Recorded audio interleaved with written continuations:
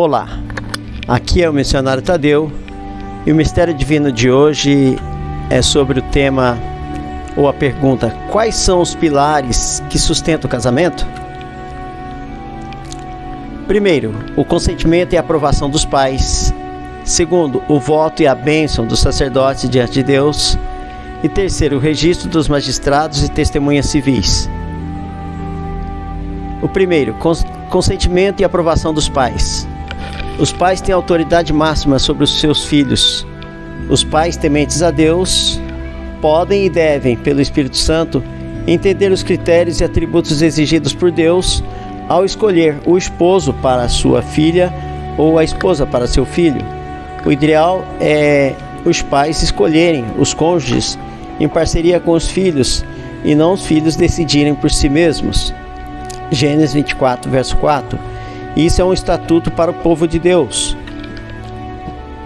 A maturidade e a oração intercessora dos pais a Deus sobre os filhos na escolha do parceiro é que faz toda a diferença, uma vez que o jovem ou a jovem nem sempre tem a maturidade para entender e atender à vontade de Deus.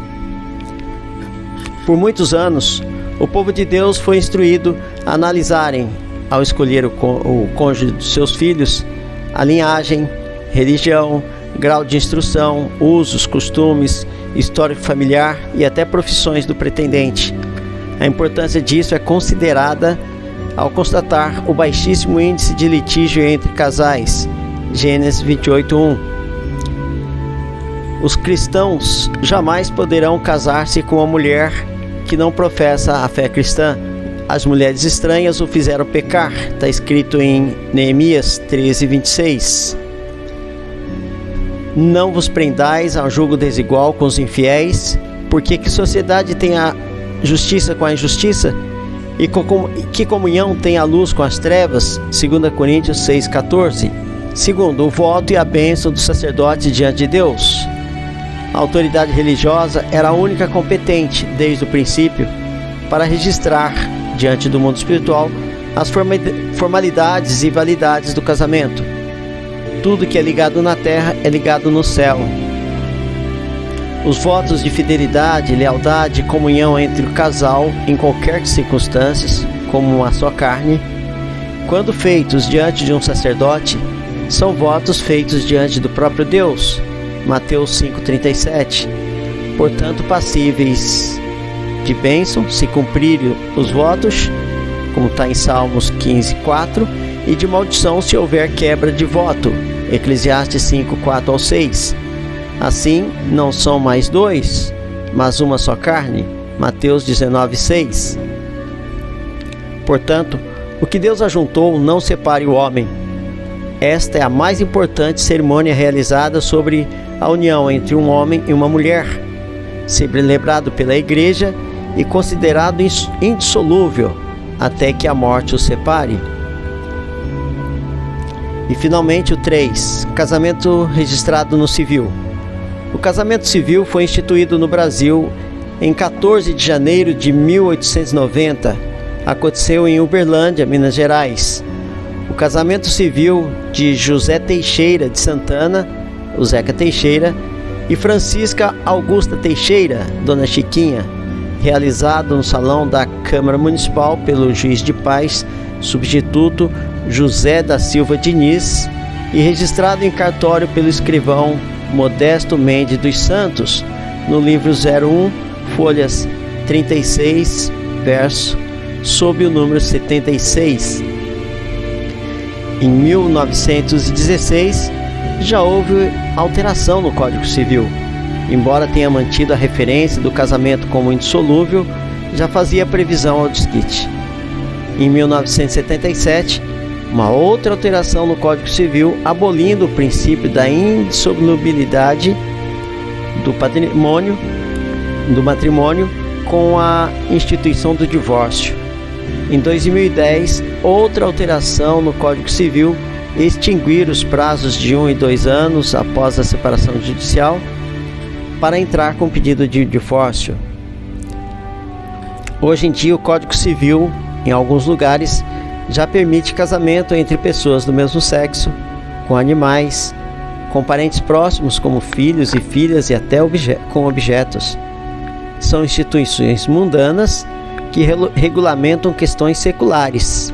Qual era o objetivo do casamento civil? Conforme a infidelidade conjugal foram se avolumando, produziu-se um bom número de amantes e filhos bastardos, que com o tempo foram exigindo seus direitos de atenção, pensão e heranças. Como houve um divórcio ou separação entre a igreja e o governo civil, este, por meio dos cartórios, passou a regulamentar e a registrar os casamentos a fim de fornecer à justiça a solução sobre as reivindicações das partes prejudicadas, já que não mais havia simetria entre a igreja e o governo civil. Na verdade, uma nação é um corpo, como uma família.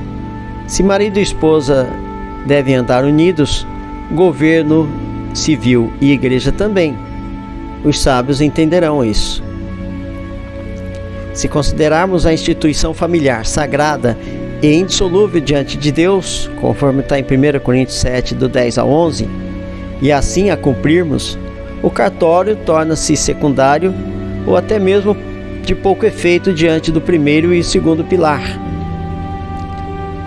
A bênção eclesiástica e familiar é sagrada e instituída isso desde a fundação do mundo, o que não é o cartório. O cartório, há pouco tempo que foi feito isso.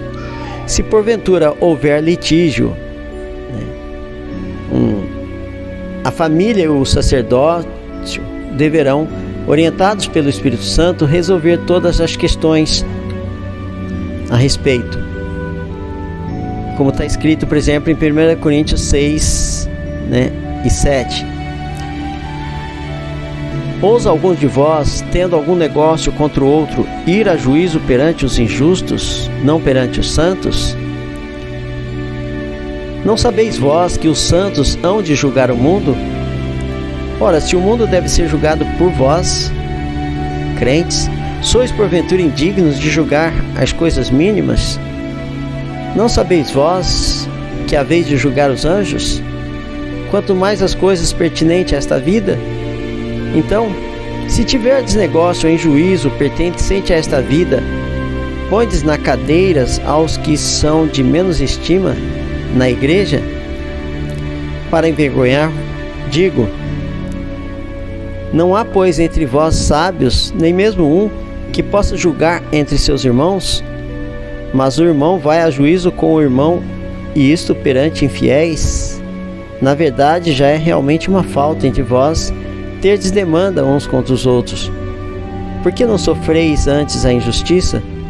Por que não sofreis antes o dano?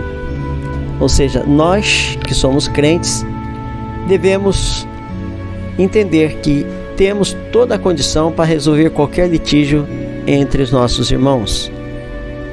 Curta, compartilhe, deixe suas perguntas nos comentários que estaremos respondendo nos próximos vídeos. Nosso canal é Mistérios Divinos. Deus os abençoe. Amém.